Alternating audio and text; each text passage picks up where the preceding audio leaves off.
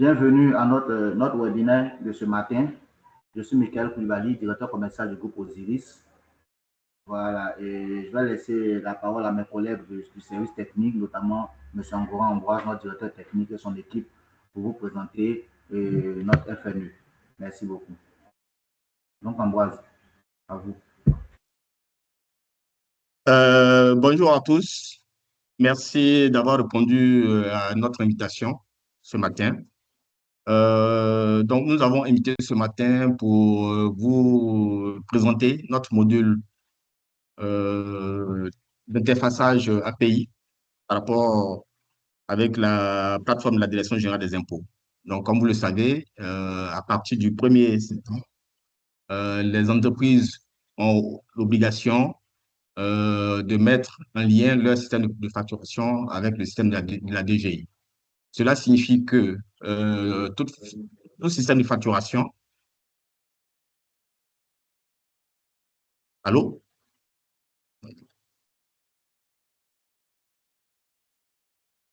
Allô? Oui, je vous entends. Voilà, donc cela signifie que votre système de facturation doit être interfacé avec la plateforme de la DGI, de telle sorte que toutes les factures émises chez vous devaient atterrir sur la plateforme de la DGI. OK? Pour que la facture soit validée, il y a des éléments de contrôle, OK? Tels que le sticker, ainsi de suite, le code QR. Ce sont ces éléments que nous allons vous présenter ce matin, d'accord? En commençant par une présentation PowerPoint que notre collaborateur Idriss va se charger de faire. Idriss, tu peux prendre la parole.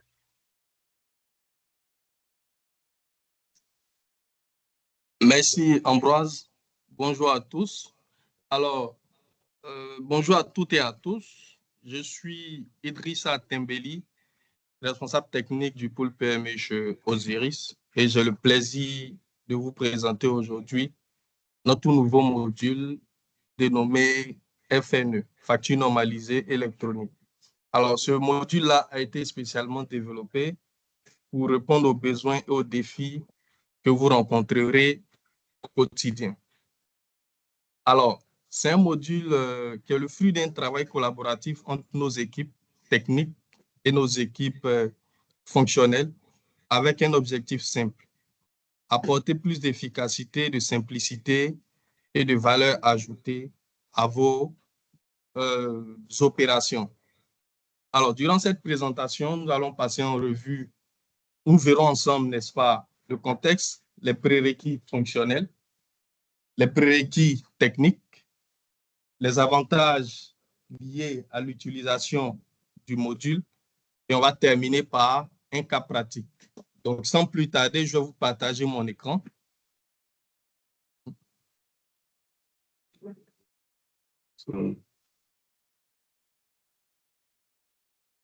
Alors, nous allons évoluer par slide et expliquer au fur et à mesure les différentes slides. Alors, comme vous le voyez, c'est un webinaire, un séminaire, n'est-ce pas, à l'attention de tous nos partenaires avec lesquels nous sommes en partenariat. Alors, le contexte, c'est lequel? La DGI, dans l'objectif, n'est-ce pas, d'une nouvelle réglementation sur l'émission des factures et des reçus normalisés, n'est-ce pas, a décidé de mettre en place la méthode de génération et de certification de factures via un API afin de permettre aux contribuables disposant de leur propre système de facturation de s'intégrer à la plateforme FNE pour certifier leurs différentes factures. Alors, comme prérequis fonctionnel, nous devrions déjà, au niveau des clients qui sont équipés soit d'un des trois modules, c'est-à-dire la gestion commerciale CH100, la gestion, n'est-ce pas, des ventes au niveau de X3 et la logistique et distribution pour les clients qui sont équipés, n'est-ce pas, de la ligne 1000. Alors, les prérequis fonctionnels, nous en avons 4 en fonction n'est-ce pas, du type de client. Nous avons le client qu'on appelle le client B2B. C'est un client entreprise ou un professionnel qui possède un numéro de compte contribuable. On a également le B2F qui constitue pour nous un client à l'international. Et le B2J, un client qui peut être une institution gouvernementale. Et enfin, on a le B2C, S'il vous un plaît. client particulier. Il y a un micro qui est ouvert.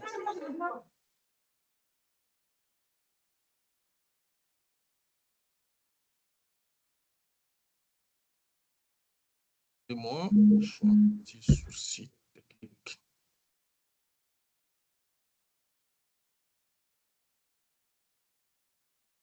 Désolé. J'ai un petit souci technique. Un instant.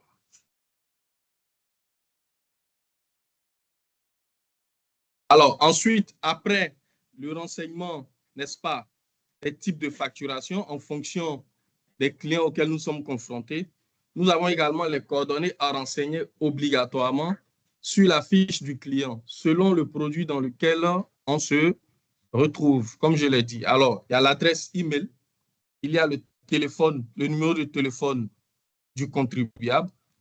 Alors, je vous présente ici un champ de type facturation pour ceux qui utilisent Sage 100 gestion commerciale.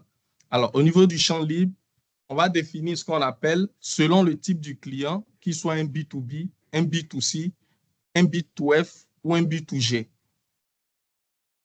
Ensuite, sur le champ de facturation de la ligne 1000, ça sera pareil. Et enfin, sur le champ de facturation de Sage X3, ça sera également pareil. Ça, ce sont les prérequis fonctionnels. Ensuite, les prérequis techniques, on a les environnements sur lesquels l'application tourne. Alors, on a le système d'exploitation supporté minimum Windows 2012 R2, Linux minimum Ubuntu 16.04. Alors, cette application est développée avec un .NET 8, ce qui lui permet, n'est-ce pas, de fonctionner sur toutes les plateformes compatibles avec ce framework Windows, Linux, MacOS, Docker ou Cloud. Elle bénéficie ainsi d'une grande flexibilité de déploiement et d'une performance optimisée. Alors, les moteurs de base de données, on a MySQL, Oracle, PostgreSQL, XLS, SQL Server, SQLite et HFSQL. Alors, OLEB, accès plus large à différents types de données, y compris les non-SQL, dans un environnement comme ceux qui n'ont pas d'application qui tournent, n'est-ce pas, sur ces bases de données. Alors, ODBC, accès aux données via une connexion sur la base de données dans un environnement multiplateforme. Alors, après cela, on a les avantages, n'est-ce pas, qui sont liés à l'utilisation de ce module-là. D'abord, ça va nous permettre d'avoir une automatisation de gain de temps. Le FNE Bright permettra d'automatiser la collecte, le traitement et la transmission des factures électroniques entre votre système de facturation de la plateforme, ce qui réduit la charge administrative et accélère les processus pour l'entreprise. Alors, le deuxième avantage lié, n'est-ce pas, à l'utilisation de ce module-là, c'est une intégration flexible et une réduction des coûts. Donc, grâce à son architecture modulaire et compatible avec les différents systèmes d'exploitation, la FNE Bright s'intègre facilement dans l'existant, limite les besoins en développement spécifique et permet de réaliser des économies sur la gestion des flux comptables et informatiques. Et enfin, le dernier avantage lié à l'utilisation de ce module-là, c'est la conformité et la sécurité, qui est un élément très important. L'application garantit une conformité légale avec, bien entendu, les exigences de facturation électronique, tout en assurant la sécurité des données grâce à l'authentification renforcée et à la traçabilité complète des opérations. Alors, nous allons découvrir ensemble, n'est-ce pas, les fonctionnalités du module. On va voir comment le module fonctionne au travers, n'est-ce pas, d'un cas pratique. On va expliquer un peu son fonctionnement et enfin, on fera un cas pratique avec notre collaborateur. Alors, nous avons ici le processus, n'est-ce pas, pour la certification des factures des entreprises via ERP API, schématisation de l'interface FN-Bright. Donc, nous avons notre source de facturation. Ensuite, nous avons le pont entre la source de facturation et la plateforme, n'est-ce pas, de la DGI. Alors, ce qui va se passer, n'est-ce pas, depuis la source de facturation, que ce soit un module de Sage sans comptabilité ou Sage ERPX3 ou Sage 1000, les factures, n'est-ce pas, seront récupérées, formatées à travers le pont et ensuite envoyées sur la plateforme de la DGI, bien entendu avec un niveau, n'est-ce pas, de sécurité, de contrôle, de conformité des données qui sont récupérées depuis la source de facturation. Donc, dans la démo, on verra de plus près son fonctionnement. Alors, le cas pratique, je vais vous laisser la possibilité d'écouter notre collaborateur, M. Bilé Kwame, qui nous fera une démo sur l'application. Et ensuite, nous allons, n'est-ce pas, terminer avec les questions et réponses. Bilé, tu as la main.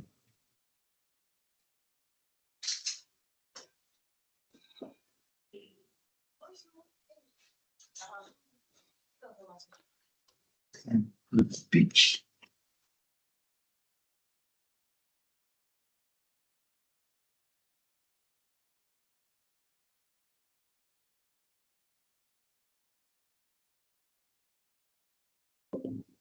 Idriss, avant que Bilal ne prenne la parole, je vais déjà présenter au niveau de l'environnement de la DGI, en fait, le paramétrage qui doit être fait pour que l'API puisse communiquer correctement.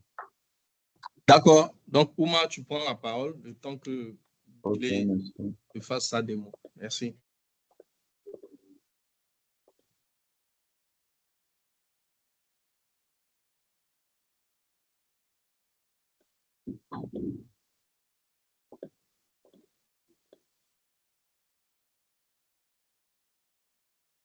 Ok, donc si vous voyez mon écran, là je suis connecté sur l'environnement de test de la DGI. Bon, déjà il faut savoir que la DGI a mis en place deux environnements. Il y a l'environnement de production qui sera votre environnement final sur lequel vous allez pouvoir saisir les différentes factures. Et l'environnement de test est dédié en fait pour pouvoir tester, on va dire, les interfaces et ensuite pouvoir les faire valider auprès de la DGI avant de passer en production. On reviendra sur ce volet-là à la fin de la présentation. Donc, au niveau du paramétrage qui doit être fait sur l'environnement de test, pour ceux qui ont déjà eu accès, c'est à travers l'URL qui est là, le 54.247.91.108. Onglet paramétrage. Donc, ici, c'est les mêmes informations que vous avez sur l'environnement de production qui sont configurées à ce niveau-là. Plus bas, ce qui est plus intéressant pour le paramétrage, il y a l'établissement qui doit être défini. Donc, ici, Osiris. Et aussi des points de vente. Si vous avez un ou plusieurs points de vente, vous pouvez les créer ici. Vous devez, pardon, les créer ici, avec les mêmes codes que vous avez dans votre GESCOM. Donc, si vous avez 10 points de vente qui sont codifiés 01, 02, 03, il faudra les créer ici dans paramétrage point de vente ici, pour que l'interface puisse fonctionner. Autre chose importante, c'est les stickers. Donc, il faut bien évidemment que vous ayez un stock de stickers. Donc, il y a l'achat de stickers qui doit être fait au préalable.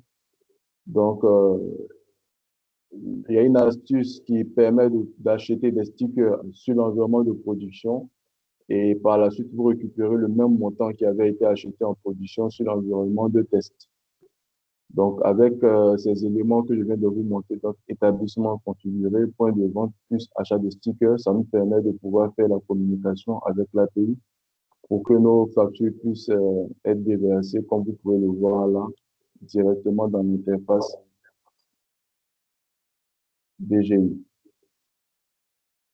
Donc, mon collaborateur Billy va se connecter maintenant et puis vous présenter le module API qui a été développé, comment il fonctionne, et après, on ira dans Sage pour vous présenter un cas. Merci.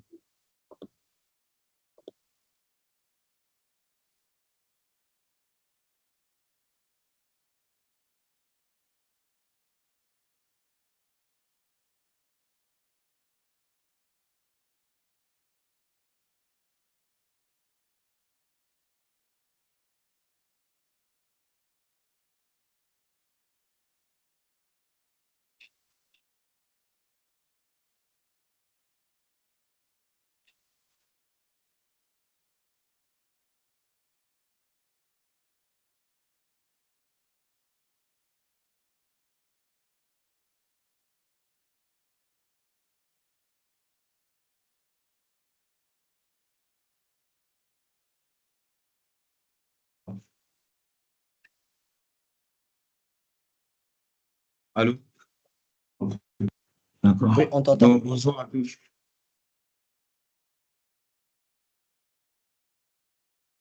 Bonjour à tous. Je suis Billy Kwame, consultant développeur à Osiris. Donc, je vais maintenant vous présenter notre module FNE. Voilà. Donc, dans un premier temps, ce module-là a un système d'authentification où, avant de se connecter au module, il faut renseigner les identifiants.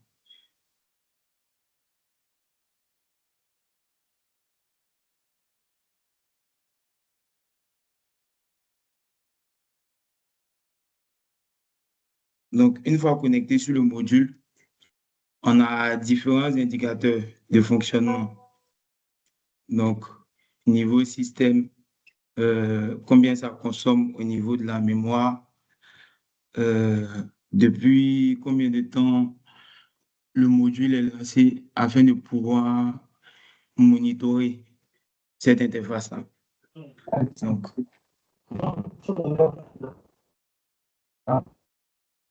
après ça, on a l'historisation de toutes les actions qui sont effectuées dans le module. Ils sont présentés ci-bas ici. Donc, on a le total des factures qui ont été effectuées, le système surveillé en question et également le nombre d'erreurs en cas d'erreur pour vous permettre de gérer ces erreurs.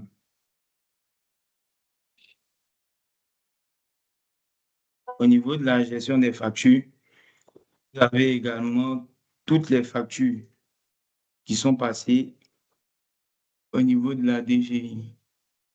Ok, Donc, voilà. C'est un peu ce qu'on a eu à faire comme travail au niveau d'Osiris pour vous permettre de pouvoir acheminer les factures que vous renseignez, au niveau de votre système d'information afin qu'il n'y ait pas d'opération de double saisie.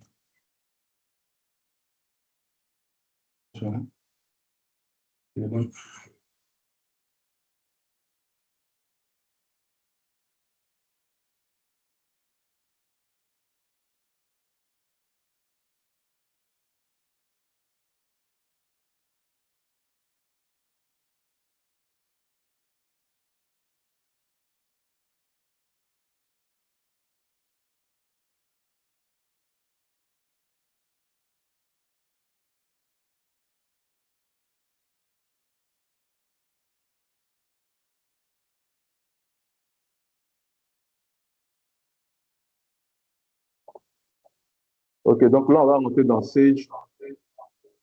Désolé, il y a eu écho. Donc, on va rentrer dans Sage, notamment Sage ERPI 3, qui est un des produits de la gamme, pardon, un des produits de l'éditeur. Donc, il y a Sage 1000, Sage 100, Sage X3, mais le principe reste le même pour pour tous nos modules. Donc, sur la fiche client,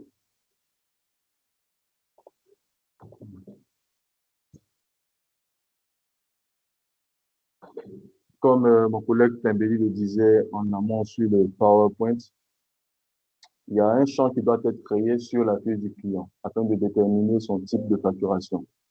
Donc, B2F, B2C, B2G, comme il le disait. Donc, cette information est capitale pour que les informations remontent correctement au niveau de la DGI.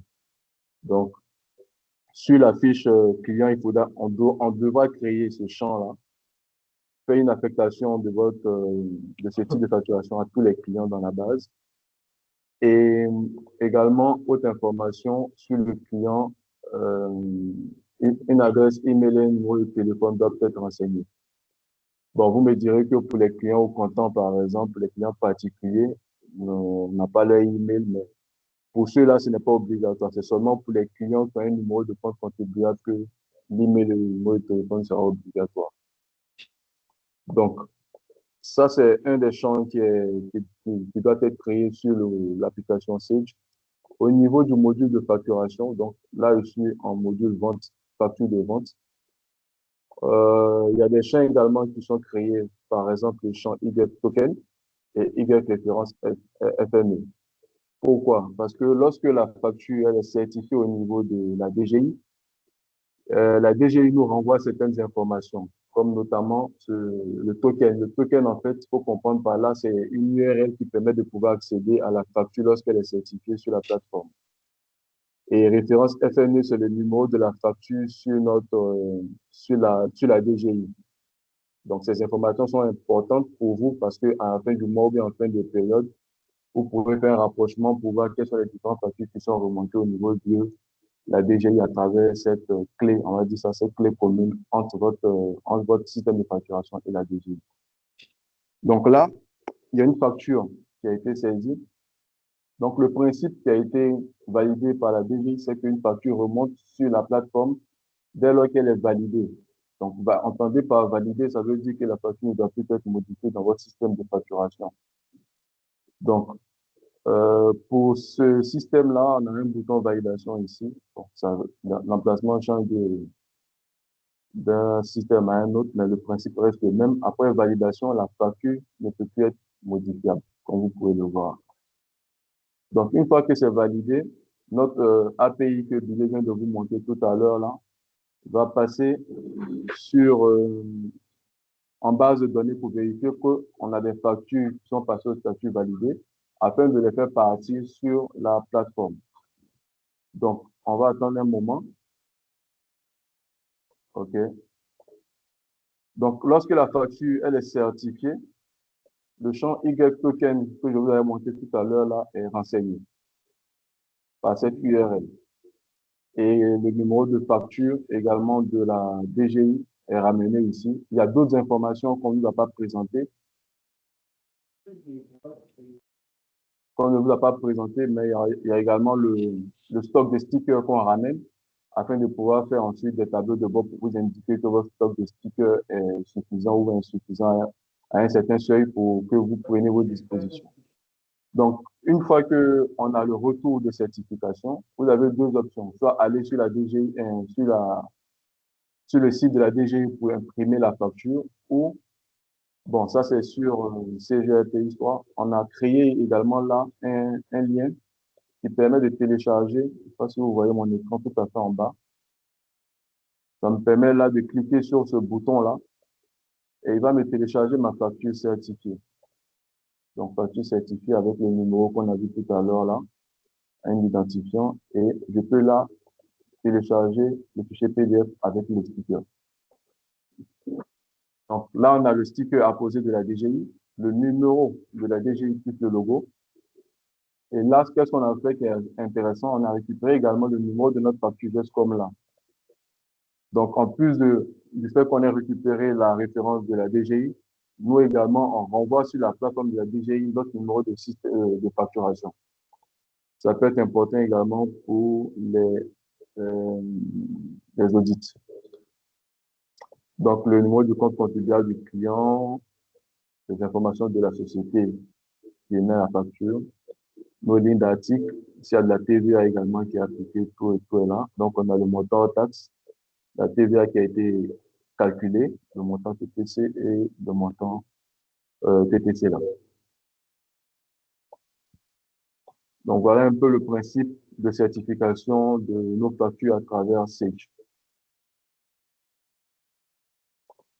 Est-ce qu'il y a des questions à ce niveau? Allô, bonjour. Bonjour, madame. Oui, je suis Madame Sissoko, responsable trading SMB. Je voudrais juste savoir comment, le cas échéant, qu'en est-il, qu'en sera-t-il du traitement des avoirs ou des annulations si tant est qu'il y a une erreur, par exemple, sur une facture qui est déjà certifiée. Comment est-ce que vous gérez ça? Je vous entends faiblement. J'ai entendu parler d'avoir, mais après, c'était difficile. Je ne sais pas si vous pouvez parler un peu plus. D'accord, vous m'entendez? C'est mieux? Oui, allez-y. Alors, je disais, le cas échéant, quel est le traitement des avoirs ou des annulations après la certification d'une facture? D'accord, on va y arriver. Donc, après certification des factures, effectivement, une facture doit être, bon, pour ce qui a été mis en place au niveau de la DGI de Providence, une facture d'avoir doit être obligatoirement être matchée à une facture de vente déjà certifiée. Donc, pour l'avoir, je vais aller en transaction d'avant.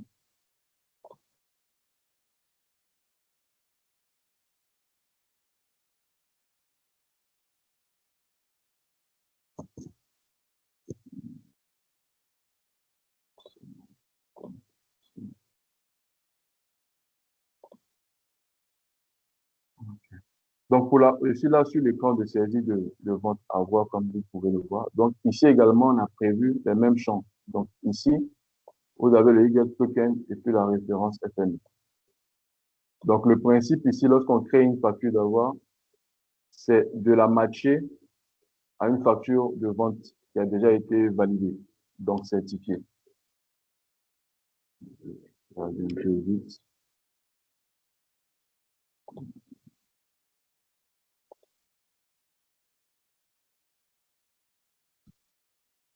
Donc là, j'ai mon client. Donc ici, donc,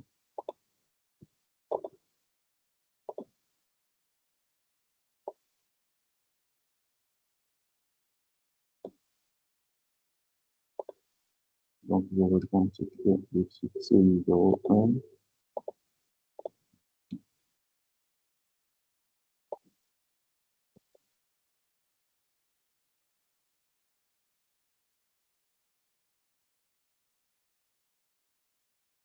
OK.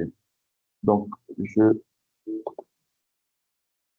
à la facture, pardon, pour l'avoir, je dois aller matcher ça, comme je vous le disais, à une facture qui a déjà été validée. Donc, ma facture de tout à l'heure, là, elle figure ici. Donc, l'idée, c'est de cocher la facture initiale. Bon, notre système nous dit ça, c'est pas passé, histoire qu'il y a déjà eu un avoir là-dessus. C'est pas bloquant. Donc, une fois que la facture, elle est saisie à ce niveau-là, donc, sur la voie, on modifie éventuellement, si c'est pas toute la quantité qui doit être annulée, vous pouvez modifier là la quantité. Vous créez votre avoir. Donc, le même principe que pour la facture de vente, il faut que ça soit validé également pour pouvoir avoir le token. Donc, je valide. Donc là, il me dit que j'ai validé ma facture. Ça m'a créé une pièce ici. Donc, on va patienter un instant pour qu'on puisse avoir le retour de la DGI. OK. Donc là, on a le token de retour là. Donc, tout comme l'autre. Bon, ça, c'est pas en standard, hein. Ce que je vous montre là, c'est également une personnalisation sur l'écran pour pouvoir télécharger automatiquement la facture. Donc, je clique sur ça et ça me permet de pouvoir exporter également mon avoir. Donc, sur la facture certifiée, on a la référence de notre DGI ici, de type avoir, et également la facture initiale est également mentionnée ici. Ça, c'est pour les avoirs.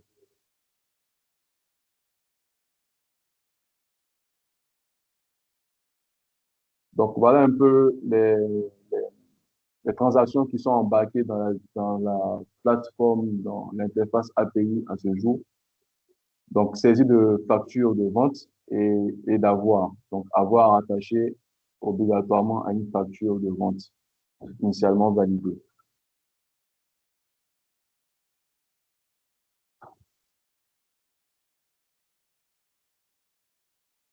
OK? Donc, on va poursuivre. Donc, on a une méthodologie également pour le déploiement et la mise en œuvre de cette interface. Donc, on va revenir sur le PowerPoint.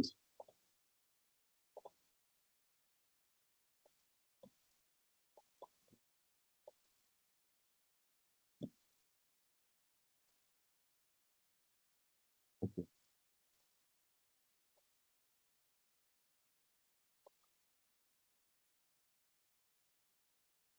Donc, comme je le disais d'entrée, pour la certification des factures via votre système de facturation existant, il y a des étapes obligatoires à respecter. Donc, il y a l'inscription. Vous voyez bien mon écran. OK. Donc, il y a l'inscription sur la plateforme FME. Je pense que tout le monde a cette adresse-là. Donc, il y a également l'environnement de test que je vous ai montré tout à l'heure à travers l'adresse 54. Donc, c'est là qu'on va réaliser tout ce qui est.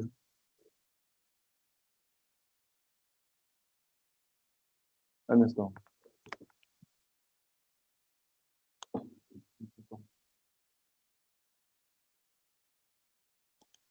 Allô? Donc, je disais que l'adresse 54, c'est l'adresse l'URL, pardon, qui est dédiée pour tout ce qui est test à réaliser avec votre système de facturation. Donc, il y a une configuration qui est faite à travers ce que je vous ai montré tout à l'heure. Donc, configuration et paramétrage de l'environnement de test. Ça, c'est vous qui devez le faire. Donc, on peut vous accompagner là-dessus. Ah, d'accord. Il y a des mains levées. Désolé, j'avais pas vu comme j'étais sur le slide. Allez-y, monsieur Alexis Kofi.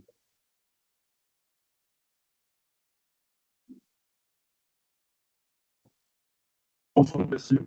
Vous allez bien? Oui, bonjour, monsieur Alexis. Monsieur Alex, pardon. Désolé. D'accord. Je suis monsieur Alex Confi, de la société Alonco. Je vous entends pas bien. Je suis monsieur Alex Confi, de la société Alonco. Et ce que je souhaiterais savoir, c'est si nous avons une démonstration de votre perception. C'est vraiment haché, hein. Je n'entends pas. Idriss, tu as compris quelque chose? En fait, il avait posé sa question dans le chat. Il demandait en fait si Non, moi non plus. on aurait en fait une démo sur Sage 100. Bon, c'est le même principe. On n'avait pas prévu faire une démo par module, hein. C'est quelle société, s'il vous plaît, monsieur Kofi?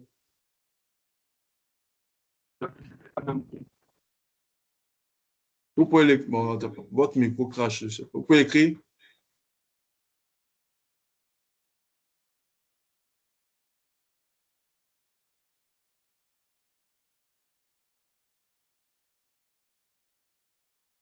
Allô?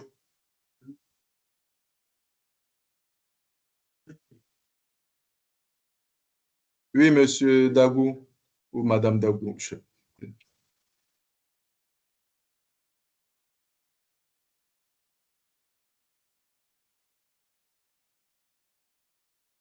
Monsieur Dagou, oui.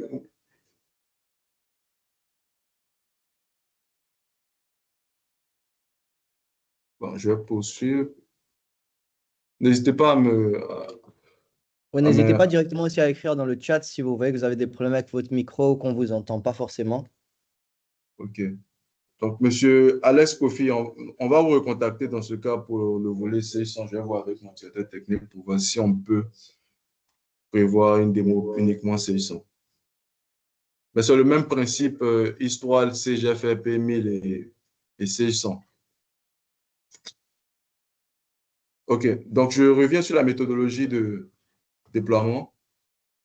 Donc, comme je disais, l'environnement de test, il faut faire un paramétrage dessus. Donc, on peut vous accompagner sur ce paramétrage-là. Ensuite, on vous met à disposition le module API qu'on a eu à développer. Et par la suite, on doit faire des tests, tous les cas de figure possibles de facturation et d'avoir à votre niveau. Donc, ça, c'est client et intégrateur Sage. Donc, une fois qu'on a fini tous nos différents tests, il faut que vous envoyiez, on va dire, à la DGI, à cette adresse support-là, en fait, la facture certifiée. Donc, les factures que je vous ai montées tout à l'heure avec le sticker, on les envoie accompagnées des factures provenant du système Sage. Donc, le modèle de facture existant Sage, plus la facture certifiée, on les imprime en PDF et vous faites un mail adressé à cette adresse. Ah, Amina Yabi, alors, il n'y a pas de problème. Donc, il reste à l'écoute. D'accord.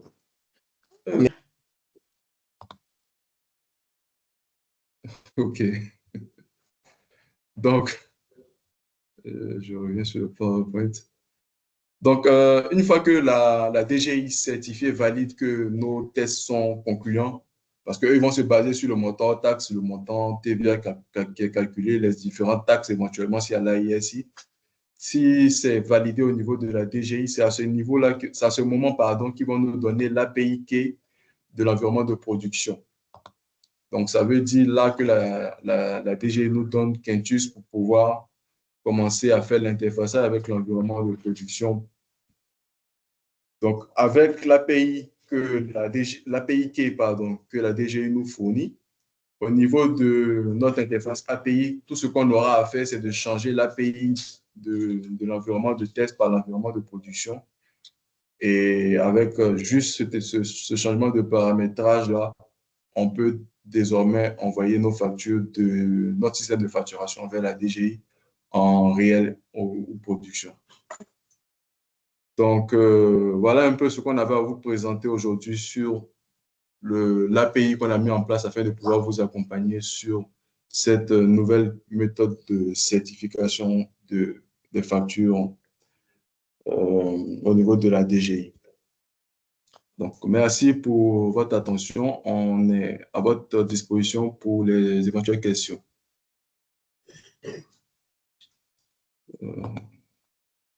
Monsieur Dagou a toujours la main levée. Hein. Je ne sais pas si il a oublié.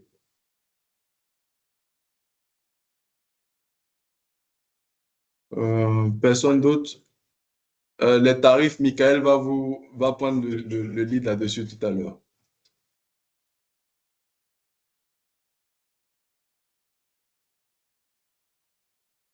Michael, il y a M. Alex Kofi qui a demandé les tarifs. Donc, il faut apporter ton catalogue de prix. Après, il n'y a pas de souci. Je vais rentrer en contact avec lui pour les prix. Comme je dis, les prix, voilà, il n'y a pas de prix fixes en fonction de la configuration des clients, c'est le nombre d'utilisateurs, le nombre de bases, le nombre de comptes configurables, etc. Donc, je vais rentrer en contact avec M. Alex Kofi pour ça. Et aussi tout autre client qui souhaiterait avoir des informations dessus. OK, il n'y a pas d'autres intervenants. Ça va, je pense que s'il n'y a pas beaucoup de questions, je suppose que c'est clair, que tout le monde a compris le principe. Moi, je voulais apporter une précision, si OK. possible. Voilà, c'est vrai que vous avez présenté, j'ai vu Sage, tout ça, mais c'est aussi valable pour tout type d'application autre que Sage. C'est bien cela?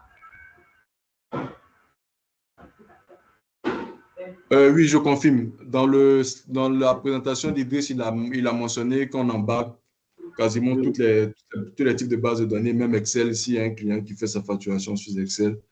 Tout ça est pris en compte dans l'API. Très bien. D'accord. OK. Donc, je ne sais pas s'il y a d'autres questions encore. On avait prévu 45 minutes. Je pense qu'on est dans le temps. On a commencé à 5.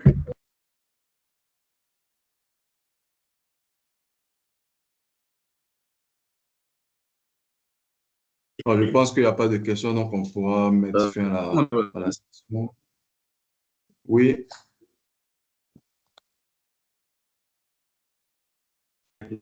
Oui, monsieur. Bon. Bonjour, monsieur. Bonjour. Je suis monsieur Command de la Chambre de commerce. Enchanté, monsieur. Je voudrais poser une question un peu d'ordre technique. Bon, en fait, c'est pour savoir les prérequis en termes d'infrastructure pour voir si la solution que vous proposez, quand vous savez si c'est hébergé dans l'espace externe.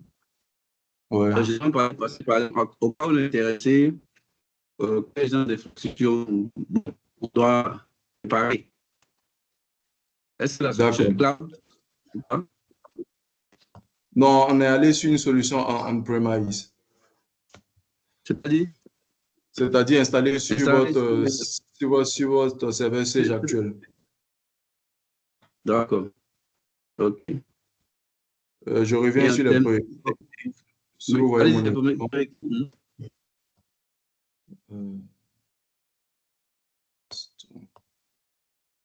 Donc, au niveau des systèmes d'exploitation, c'est du Windows. On embarque également sur Linux. Au niveau des moteurs de base de données, donc si vous avez votre application qui tourne soit sur Oracle ou SQL ou ça tourne sur du WinDev également, on peut mettre en place l'API pour qu'elle puisse communiquer avec ces différents GBD-là. Et l'application est développée tourne avec IIS au niveau de Windows. Donc, déployer juste le Windows, on déploie l'applicatif dessus et derrière, ça s'exécute à une fréquence à la seconde près. OK. D'accord, c'est bon. OK. J'ai vu aussi, Oumar, qu'on avait d'autres questions dans le chat, normalement. Oui, je viens là-dessus. Combien de temps pour le déploiement? Pour le déploiement, un jour. Après, c'est les tests qui vont prendre plus de temps. Sinon, nous, pour le déploiement, c'est un jour après. Il faut que vous soyez disponible pour qu'on puisse faire les tests sur 1 ou 2 jours maximum avant pour pouvoir envoyer le mail à la DGI pour qu'ils confirment que nos tests sont bons. Donc, je dirais 3 jours maximum si on se donne à temps plein pour pouvoir valider les tests, le déploiement et les tests de certification. À partir de quand pourrons-nous passer en base de production? Donc, pour passer en base de production, comme je disais, il faut impérativement finir les tests et que la DGI donne son OK. Donc, si on a fini les tests au bout de 3 jours, généralement, la DGI fait un retour assez rapidement. Donc, 1 ou 2 jours aussi de leur part. Donc, on dira 5 jours maximum pour pouvoir passer en production. Pouvons-nous avoir les dispositifs de sécurité de nos données? Vous pouvez être plus explicite sur cette question-là, monsieur Franck. Oui, allô? Oui, monsieur Bonjour. Franck. Oui, bonjour, monsieur. Je suis monsieur Franck Anguito, responsable de la comptabilité, la fiscalité des immobilisations à la SMB, société mutualisation de bitume. Oui, c'est par rapport aux données, puisque si j'ai bien compris, nos données vont sur votre plateforme. Donc, en matière d'intégrité, de confidentialité de nos données, qu'est-ce qui est prévu? Et puis également en matière de restauration, de sauvegarde. D'accord. Bon, déjà, je vous rassure, notre application, c'est juste une passerelle. On ne stocke pas de données chez nous. En fait, transitez vos informations qui sont dans Sage vers la DGI. Donc, c'est juste une passerelle qu'on met en place. Ensuite, on a une base de données, oui, mais c'est une base de données juste pour la partie administration de l'API. Donc, pour pouvoir créer les utilisateurs, pour la notification mail également, parce qu'on a prévu d'envoyer des mails en cas d'échec de transfert de facture. Les causes possibles des échecs lorsque la facture est validée. Si, par exemple, vous avez omis de renseigner le type de facturation dont on a parlé en entrée, B2B, B2C, etc., la facture va être rejetée. Si l'adresse email n'est pas renseignée, c'est un facteur aussi qui peut causer une erreur. Donc, dans notre application, il est prévu d'envoyer cette dénotification à des responsables que vous aurez désignés. Donc, notre base de données, pour résumer, ne stocke pas vos données. C'est juste une passerelle de Sage vers la DGI. Notre base de données contient que les données de paramétrage de notre interface. D'accord, merci. Et en matière, je dirais, d'accès, est-ce que plusieurs personnes peuvent accéder en même temps à votre base de données pour l'édition des factures? Là, vous parlez de système de facturation, pardon, Oui. Sage, ils émettent des factures Le à système, plusieurs. le système de certification, est-ce que plusieurs personnes peuvent déclencher le processus de certification des factures pour les impôts? Oui, il peut à plusieurs, il n'y a pas de souci. D'accord. Ça peut en compte, ça peut en compte. Merci. De rien.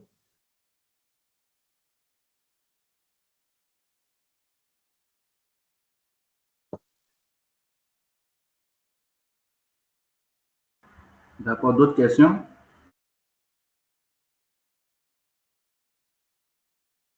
Ok, je crois que le temps imparti à notre présentation tire à sa fin. Après, il y aura Alex. Question, étant donné que verrons-nous lorsque nous rentrerons dans l'application. Alex a posé une question. Oui, je reviens là-dessus. Comme je reviens sur le module sur Sage. Donc ici, je reviens sur le champ dont j'avais parlé, le token. Donc comme vous pouvez le voir, là, je suis dans Sage. Donc quand notre application envoie la donnée, pardon, la facture sur la DGI, les informations qu'on reçoit de la DGI, on revient les stocker dans Sage, dans votre logiciel de facturation. Donc si vous voulez avoir accès à votre facture, vous avez toutes les informations sur la facture en question, la facture Sage.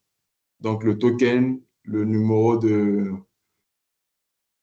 facture FNE, également rappelé sur Sage.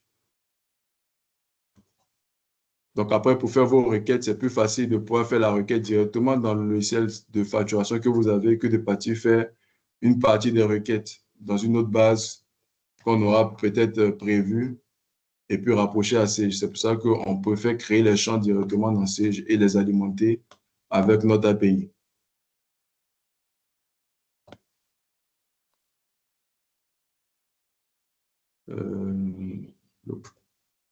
Oui, tout à fait, ça sera transmis l'enregistrement. Oui, l'enregistrement vous sera transmis. Monsieur Agato, monsieur Michael Koulibaly, notre directeur commercial, vous reviendra par rapport au coût de l'application.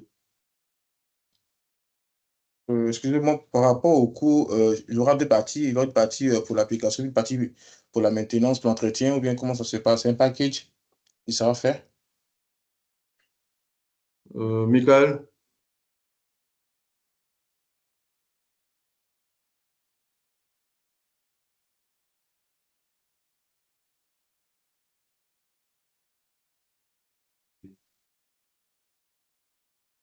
Allô, vous m'avez entendu? Oui, je demandé à Michael de vous répondre sur ce sujet.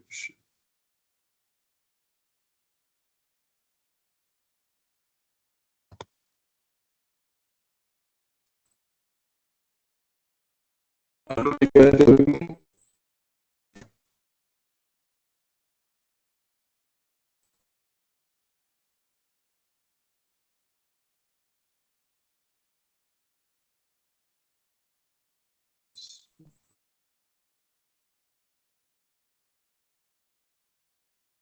Bon, si reviens, va apporter une réponse à votre question. Oui, en fait, il a un problème de réseau apparemment, donc je viens de l'avoir. Il m'a dit qu'en fait, en fait, c'est découpé en trois parties. Donc, il y a le prix de la licence, la maintenance et les prestations.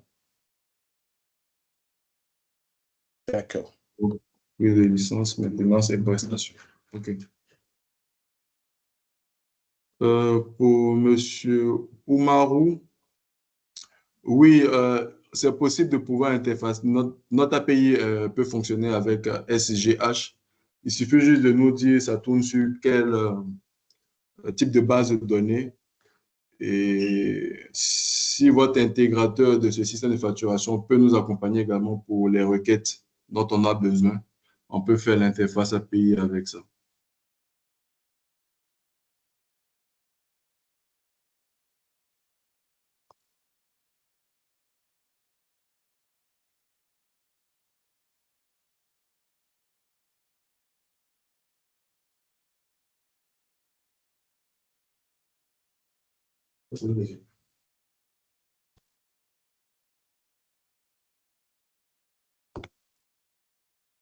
D'accord.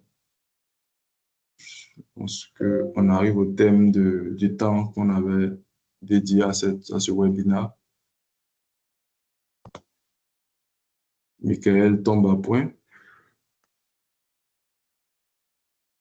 Michael, tu nous entends?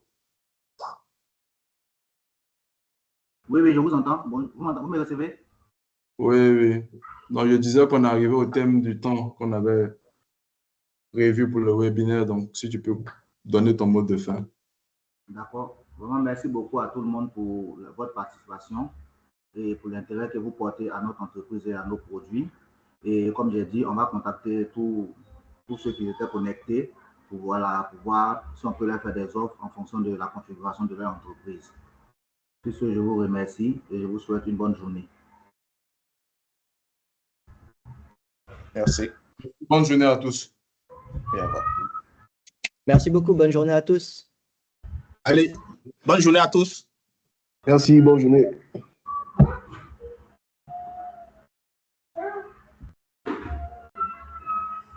Thank you.